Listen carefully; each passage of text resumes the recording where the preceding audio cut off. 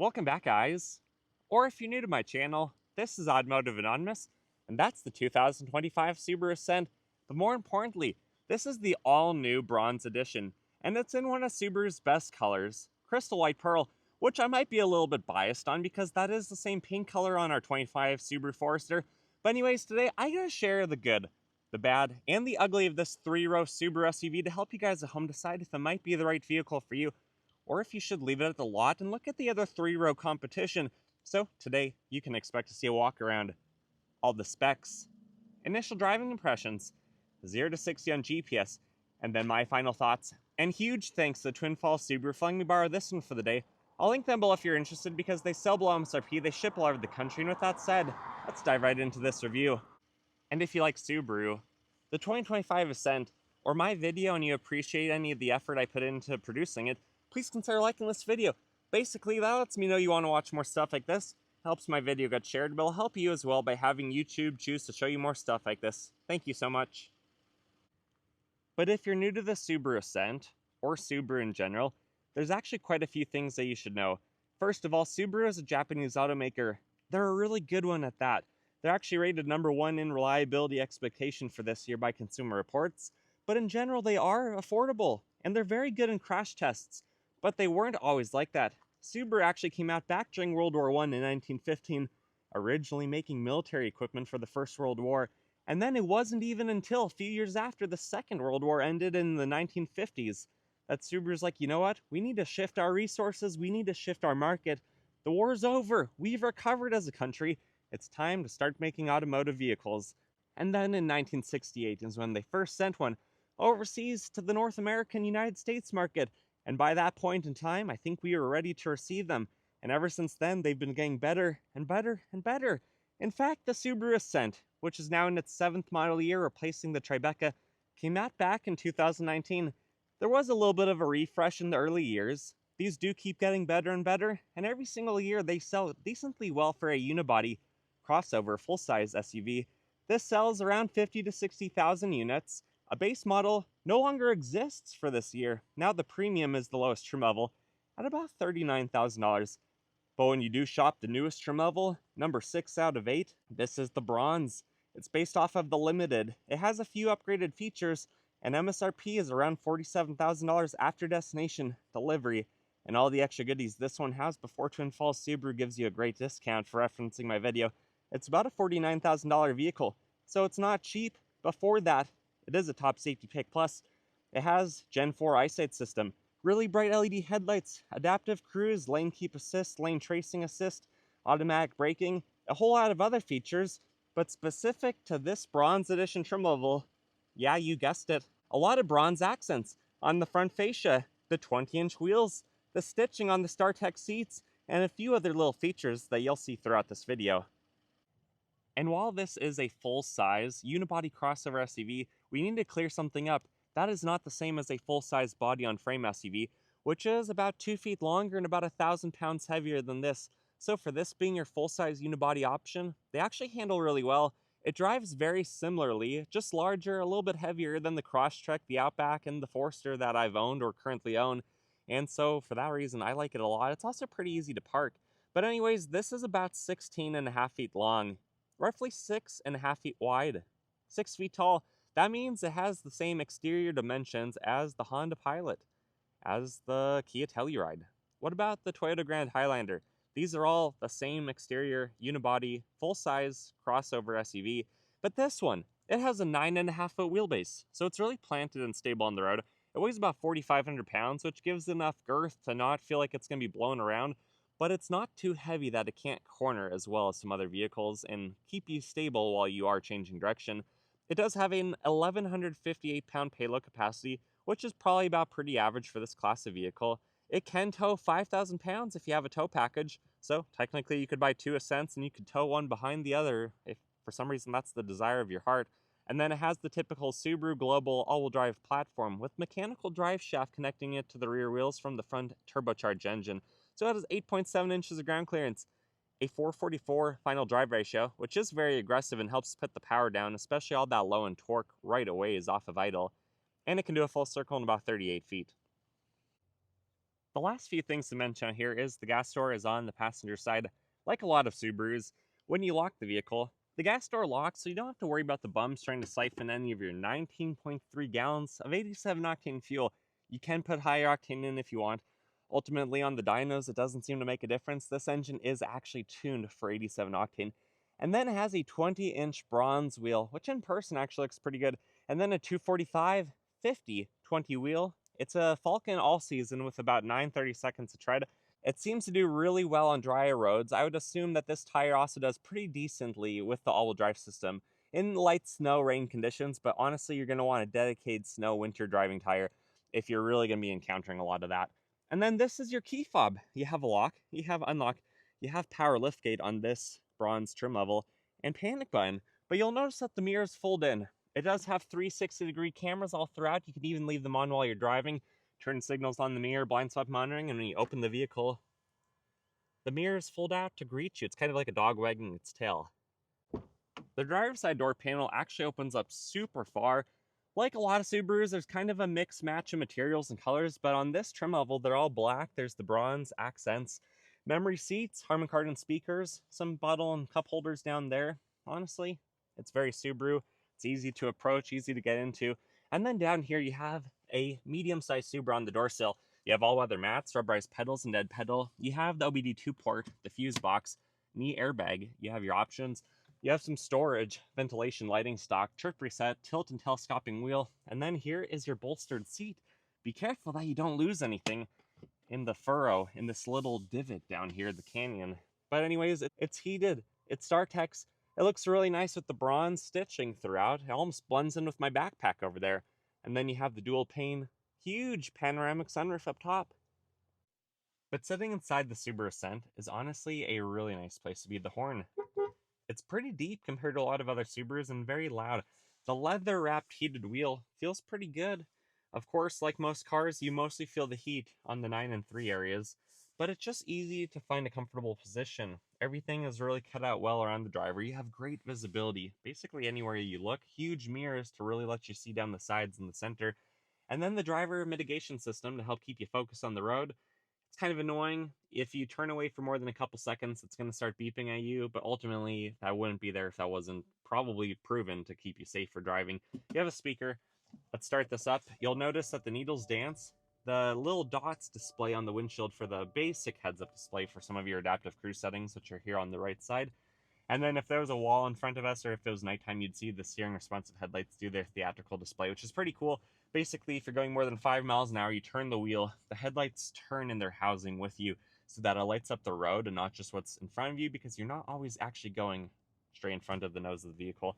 And then this screen, it does do better every single year. It's still not my favorite. You have a few physical buttons on the side. I wish all of this, though, was physical and not digital, because sometimes the screen can be a little bit slow and laggy.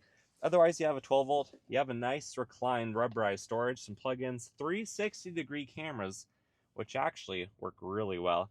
And then you have some illuminated cup holders, a little electronic parking brake right there, and then a lifty tray for your coins. And I don't see any plugins in here, but it's actually pretty big. And then this is a must-have. If you can afford it, if you can swing the extra few $100s, you have the compass. You have auto dimming mirrors with this button, which also affect the side mirrors. So when there's really bright LEDs or headlights behind you or a semi or something, it really dims it down, so there's not a switch to fold the mirror and do the weird thing where it kind of goes into dark mode. And then you have your garage door settings right there. You also have a mirror hidden on the sunglass holder, so you can keep an eye on the kids and grandma in the back seat. And then you have tilt and slide and an electronic shade. And then these are even LED, which is pretty cool. This should also slide. Yep, just like the Outback. And LED lights right there. Cool. So with that said, let's hop into the back and see how we fit.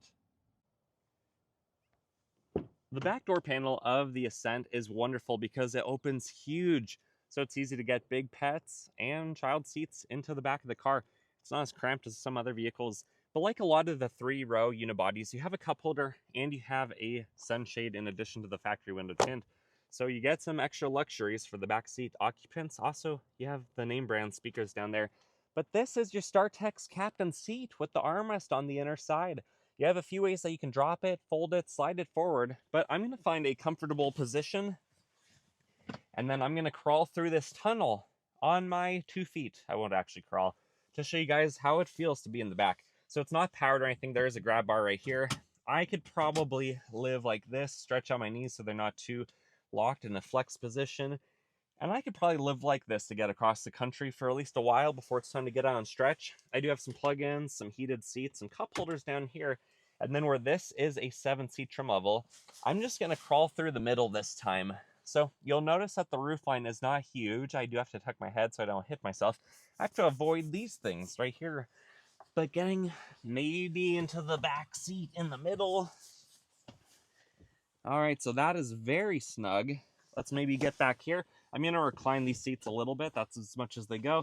We'll get the headrests up, which otherwise when they are up, you're going to lose basically all the visibility back here. But you have a speaker. You have a place to store your pennies and some cup holders. And actually, I'm about as comfortable back here as I was in the center seat. But honestly, I'd rather the center seat be back more if I was there than where I actually had it. It wasn't super convenient, but it is doable. And this is doable as well. I don't know about the middle seat. Usually they are a little bit thinner. Check that out. There's no center armrest. They're going to lack some of the amenities that the peripheral seats have. But you could put 7 people back here. Just don't keep them back here for too long, especially if they're big. They're not going to like that. With that said, I'm going to climb out and show you the hatch. I actually think the back of the Ascent looks pretty good, but you can tell it is a pretty tall vehicle. But back here, there's a few ways to get into your cargo area. You can either push the button on the dashboard, climb through the back seats, push the button underneath the Subaru emblem, or you use the power liftgate that you paid for on this trim level. Sometimes, though, it seems like you have to push it twice. I really like the black badges, and Ascent, you can see, is in bronze up there. Kind of cool. There's also the PIN code right there. I have a video on how to set that so you can get into your vehicle without the key. You can also deactivate the key and leave it in here if you want, or you can set the hatch height. So check out that video after this one if you're interested. Otherwise, back here, you have about 18 cubic feet of room. When you drop the seats, which you can do with these fancy little handles, you would have about 47 or 46, depending on if you have the subwoofer or not, how yours is spec'd. And if we drop the second row, you have about 86. So these do lay flat in the back, which is pretty average for this class of vehicle to have about this much cargo capacity. You also have an LED light. You have a privacy shade, which this one has hidden underneath here. I'll show you in a second. You have a bag tie down, you have a 12 volt, and you have another tie down. So then under here, you have some storage and some tire changing tools if we pop that cover off. But your actual spare tire, which is just a temporary, is hidden down here, kind of like a full-size SUV. That's just how Subaru had to package this whole deal.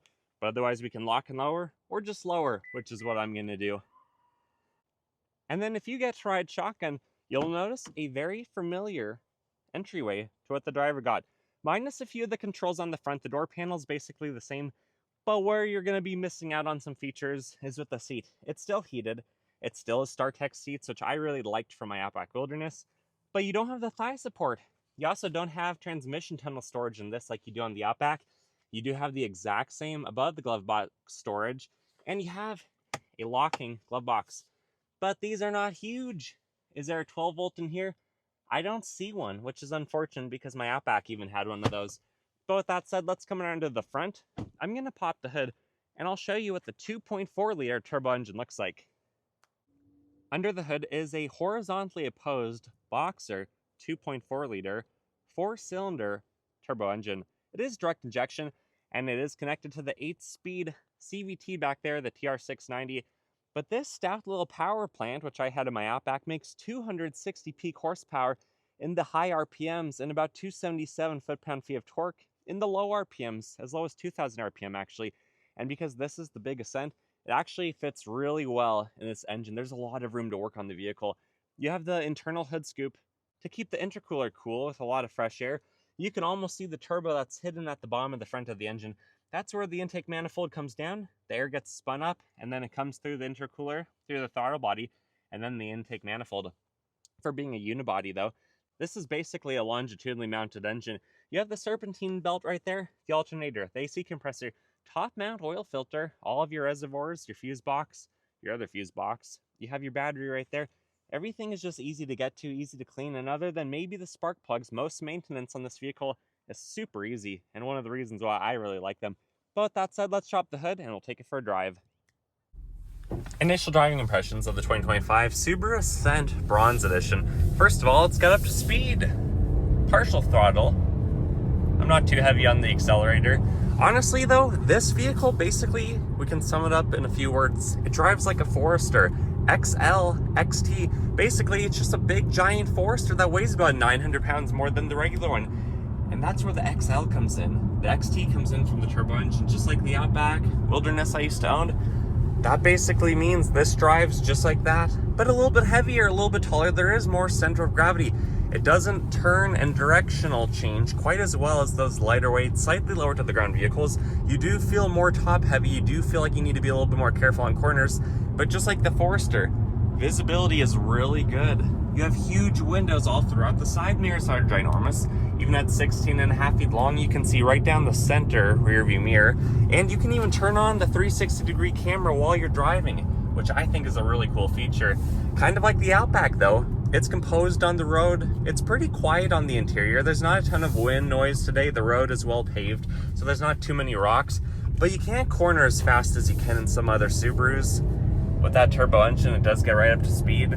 The speaker system in this sounds good, and overall, it's just a nice place to be. I'm gonna roll down the windows, let you hear the wind buffeting with one window real quick.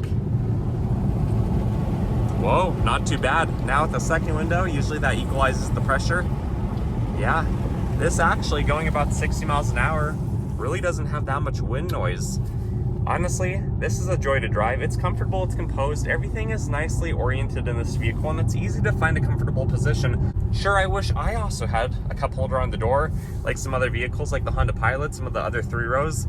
But honestly, this is a really good vehicle, and for, you know, in the upper $40,000 ballpark, it does get pretty competitively priced against a lot of the other loaded out, the other 3-row unibody vehicles. But this is a good option. Even the lower trim levels like the Premium in the upper 30s, that's a really good value. But what are your guys' thoughts? What are your guys' opinions? I'm pretty happy with this. I think it drives well. It drives like a Subaru. It has good all-wheel drive, and it just handles these country roads like there ain't a problem. But comment below your thoughts and opinions. Otherwise, I'm gonna get to my private road and I'll show you what this does. 0 to 60. 0 to 60 in the 2025 Subaru Ascent. Density altitude's 2,500 feet, so it is down in power, probably about 5%. There's no sport mode. I'm just gonna leave it with traction control on because it won't spin the tires anyways. And we're gonna do a little bit of a brake rev in 3, 2, 1.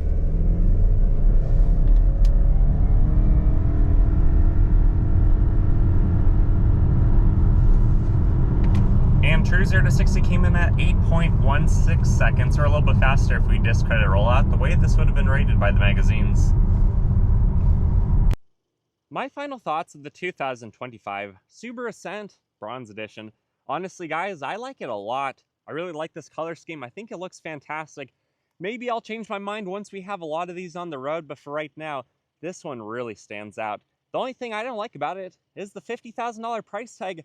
That is a lot of money. But I guess this is a lot of vehicle. It is a top safety pick. It has a ton of standard features, really fancy 20-inch wheels, a capable engine, which is powerful and enjoyable. 8 seconds 0 to 60 is not bad in my area.